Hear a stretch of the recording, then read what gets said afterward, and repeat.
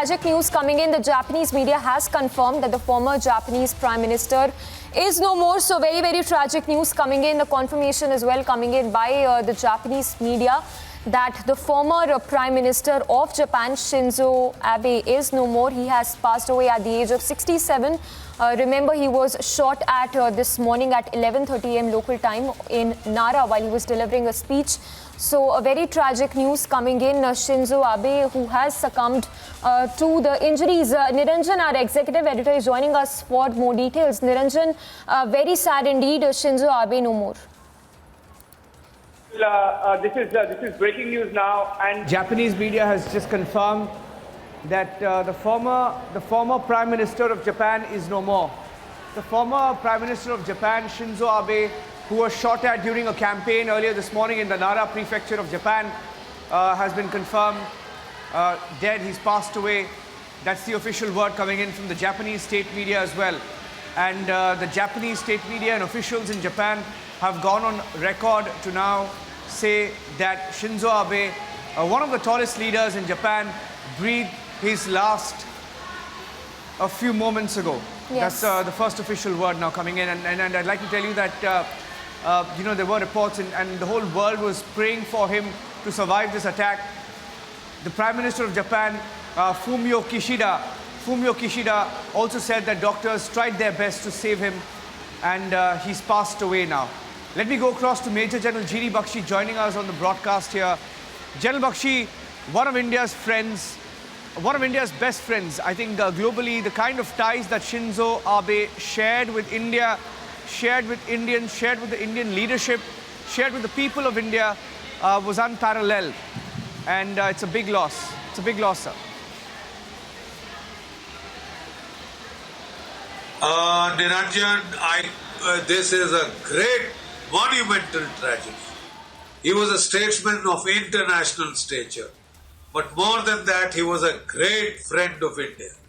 It was he who had orchestrated the entire Japanese outreach to India.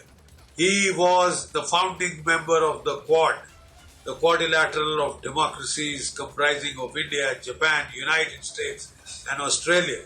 It was his vision that looked deep into the future and saw the threat from an increasingly wayward, assertive and aggressive China throwing its weight about in the region, flagrantly violating the rules-based international order.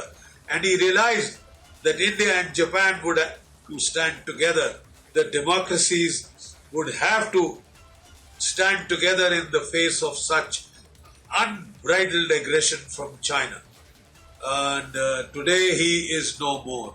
He was assassinated in a most dastardly fashion by a psychologically deranged, possibly former soldier who had been thrown out of the Japanese self-defense forces and who has tried to extract revenge. We will have to wait and see who really is behind this, what really happened. Because the way glee is being expressed on the Chinese Weibo, the Chinese social media, the way they are in strident tones celebrating this tragedy is unspeakable. It's ghastly. It is so uncivilized. I have never seen something like that before.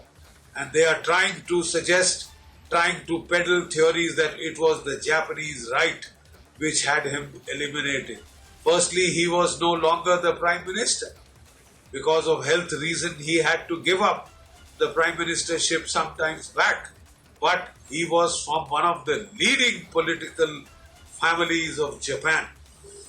And no Prime Minister has done so much to foster Indo-Japan relation, deepen Indo-Japanese ties. India will really miss him. He had a very special relationship with our Prime Minister Modi, and between the two of them, they had forged this very special strategic partnership. I bow my head down to this great statesman, this international statesman of international stature, this great friend of India, this man who had forged a strategic partnership with India in so many diverse fields. in civil nuclear agreement had been signed between India and Japan. We were cooperating in terms of our, multinationals doing joint projects like the bullet trains, etc. in India.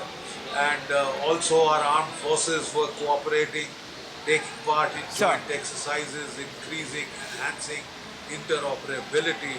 It was all the genius, it was all the initiative, it was all the foresight and visionary leadership of Prime Minister Shinzo Abe, a very great friend of India. India has suffered a deep loss. Absolutely. General Bakshi, I request you to stay with us. Just want to get in a couple of reactions now coming in. Saurabh Shukla joining us on the phone line. Abhishek, my colleague, is also on the phone line. We'll try and get you in the studio, Abhishek. Let me go across to Saurabh Shukla. Saurabh, a big loss for India and the entire world shocked with just how sudden this has been. Absolutely, Niranjan. Abe-san, as he was fondly referred to, was one of the closest friends for India. He really promoted Indo-Japanese ties. I had the privilege of interviewing him, a very, very fine personality. He will be deeply missed, and it's a big loss for the international community, and especially for Prime Minister Modi. I know the kind of rapport and the chemistry they developed, and they both worked tirelessly to take on India and Japan to new heights, and also on Quad. Let me tell you that he was a fearless leader. He took on China when China's hegemony was there at the peak. One of the few Japanese leaders who stood against that, and obviously was somebody who had a great future. I know he came from a very, very seasoned political family. His brother, in fact, is the current defense minister of Japan. He will be missed deeply because he was somebody, I would say, who was known for transformational relationship between India and Japan. And these are live pictures coming in. On Republic TV, we've been getting you the different videos of what happened earlier this morning. I'm showing you those pictures of the attacker. The attacker who stood there right behind Shinzo Abe. And that's a live shot, by the way, from outside the hospital in Nara Prefecture, where Shinzo Abe, the former Prime Minister of Japan, was being treated. And people gathering there in large numbers. Arguably one of the tallest leaders alive in Japan, was loved across the board, extremely popular, and left office only because of his poor health. But it's come as a shock to the entire world, the manner in which this attack was carried out, planned. There was a great degree of planning in this attack, General Bakshi.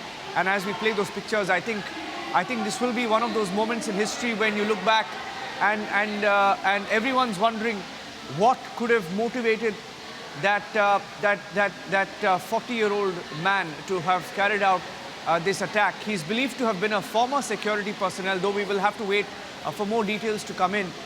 But with a handmade shotgun, he shot dead the former Prime Minister Shinzo Abe.